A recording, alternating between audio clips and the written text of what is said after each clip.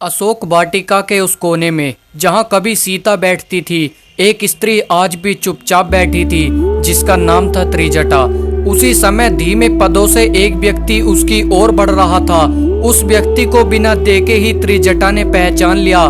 रावण यह देखकर आश्चर्यचकित हो गया। दशानन रावण, जो कभी अपने गुलामों के बिना कभी अकेला नहीं चलता था, आज अकेला मौन और निसंग आ रहा था। रावण ने समीप आकर कुछ देर तक उस वृक्ष को देखा जिस तले सीता बैठा करती थी। फिर अचानक रावण ने त्रिजटा से कहा, क्या तू जानती है, जब सीता यहाँ बैठी थी तब मैं इस वृक्ष की छाया से भी जलता था। त्रिजटा चुप सुनती रही। हैरान रावण कहता है, तू चुप क्यों है? तू तो सब जानती है। तूने एक बार सपना देखा था, लंका जल रही थी, मैं रक्त रंजित धरती पर गिरा पड़ा था। तूने सबको चेताया था, फिर भी मैं हंसा, तेरी बातों पर हंसा था। त्रिजटा धीरे से बोली, क्योंकि आप रावण थे और रावण को लगता था कि भाग्य भी उसके चरणों से बंधा है। रावण एक क्षण को हंसा, एक कड़वी हंसी और बोला, भाग्य भाग्य तो केवल राम के साथ था। मैंने सोचा था मैं उसे जीत लूंगा, पर त्रिजटा मैं हार गया। रावण की आंखों में पहली बार न तो कोई घमंड था। फिर धीमे स्वर में बोला, आज मैं एक प्रश्न लेकर आया हूँ जिसे मैं बरसों से दबाए हुए हूँ। क्या तुम सच में सोचती हो कि मैं केवल एक राक्षस था? त्रिजटा कुछ नहीं बोली। मैं वेदों का ज्ञाता था, ब्रह्मास्त्र का धारक, शिव का भगत, पर एक स्त्री की आंखों में जो शांति देखी, उसने मेरी सत्ता की नींव हिला डाली। वह स्त्री मुझे जला गई। त्रिजटा ने कहा, क्योंकि वह किसी का प्रेम थी, वह राम की प्रतीक्षा थी और आप राम के विरुद्ध। रावण गुस्से से बोला, मैंने तो उसे छुआ भी नहीं, फिर भी मेरे साथ ऐसा क्यों हुआ? त्रिजटा ने तीखे स्वर में कहा, न्याय केवल उनके पास होता है जो अधर्म नहीं करते। आपने सीता को बंधक बनाया केवल इसलिए कि उसने आपकी कामना को ठुकराया था। क्या वह प्रेम था या अभिमान? रावण आंखें मूंद लेता है और बहुत धीमे स्वर में कहता है, यदि मैं उसे लौटा देता तो आज मैं रावण न रहता। त्रिजटा बोली, आप तब भी रावण रहते पर विजेता कहलाते, पर आपने जो चुना वह आपको इतिहास में एक पराजित राक्षस बनाता है। अब रावण की आंखें शांत थी। वह बहुत देर तक अशोक वृक्ष को देखता रहा, जैसे उस छाम में अब भी सीता का मौन गूंज रहा हो। फिर वह उठ खड़ा हुआ, यह मेरी अंतिम रात्रि है, कल मैं मर जाऊंगा और शायद कभी नहीं लौटूंगा। मित्रों, रावण एक राजा नहीं था न राक्षस। उस रात वह केवल एक टूटा हुआ मनुष्य था जिसने पहली बार अपने भीतर झांका था। अगले दिन वह युद्ध भूमि में मारा गया और इतिहास वही हुआ जो त्रिजटा ने सपने में देखा था। अमावस्या का अंधकार। त्रिजटा अशोक वृक्ष के नीचे दीप जलाकर बैठी थी।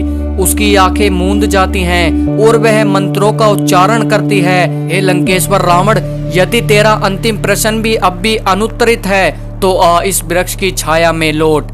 फिर एक तेज हवाएं चलती हैं और दिए की लौ कांपने लगती हैं। अचानक वृक्ष की छाया में एक धुंधली आकृति प्रकट होती है और वही स्वर, वही गूंज जो वर्षों पहले सुनी थी।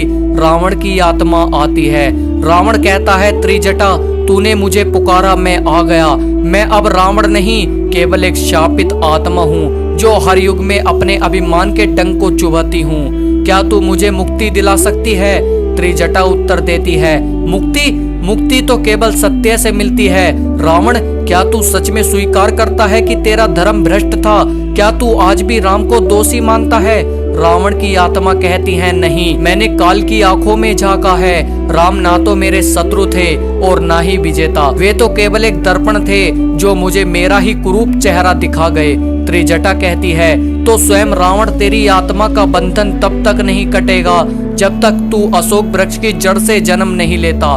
एक ऐसा जन्म जहाँ तुझे अधिकार नहीं, समर्पण सीखना होगा, जहाँ तू राक्षस नहीं एक साधु होगा, जहाँ तू पुरुष नहीं स्त्री होगा और उस स्त्री के रूप में तुझे प्रेम में अपमान सहना होगा। अभी तू समझेगा माता सीता का मौन और तभी मिलेगा तुझे मोक्ष। तभी एक तीव्र प्रकाश फैलता है। रावण की आत्मा चीख उठती है, क्या यही है मेरी शांति की राह? त्रिजटा कहती है, हाँ रावण, यही है तेरी अग्नि परीक्षा। अब रावण की आत्मा एक आग के गोले में समा जाती है। वह वृक्ष की जड़ में समाहित होकर लुप्त हो जाती है। कई वर्ष बाद एक गांव में एक कन्या जन्म लेती है। उसका नाम होता है राध्या।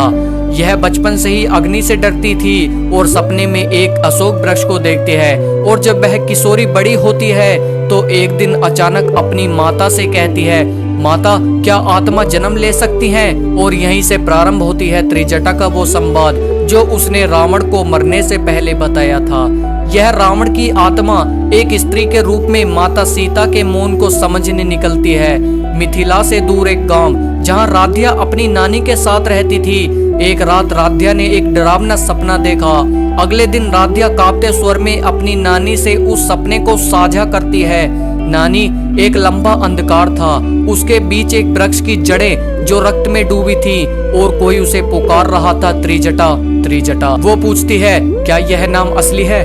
नानी का चेहरा भय से लाल पड़ जाता है। वह जानती थी यह कोई सामान्य सपना नहीं है। एक दिन वह नगर के मंदिर में जाती है जहां राम कथा चल रही होती है। वेद व्यास जी कहते हैं, रावण अहंकार से अंधा सीता को हर लाया, परंतु उसके विनाश का कारण वही अहंकार बना। सारे लोग तालियां बजाते हैं पर आराध्या की आंखों से आंसू गिरते हैं। राध्या सोचती है, क्या रावण सचमुच मेरा ही पूर्व जन्म था? क्या मैं ही रावण थी जिसने सीता माता को हरण किया? उसी रात त्रिजटा की आत्मा उसके सम्मुख प्रकट होती है। त्रिजटा कहती है, राध्या क्या अब भी तू अपने भीतर के रावण को पहचानती है? राध्या उत्तर देती है, हर रात मैं उसे पहचानती हूँ, हर दिन भुगतती हूँ। जब भी कोई पुरुष मुझे अपमानित दृष्टि से देखता है मैं समझ जाती हूँ कि यह वही दृष्टि है जो मैंने एक योग पहले सीता पर डाली थी। त्रिजटा कहती है, तो क्या अब तुम सच में एक स्त्री की पीड़ा को समझ पाई? और इतना कहकर त्रिजटा गायब हो जाती है। तो मित्रों, इस प्रकार रावण मरने के बाद एक स्त्री के रूप में जन्म लेता है और अपने पूर्व जन्म में किए हुए पापों का प्रायश्चित करता है। मित्रों, उम्मीद करता हूँ ये वीडियो आपको पसंद आई होगी।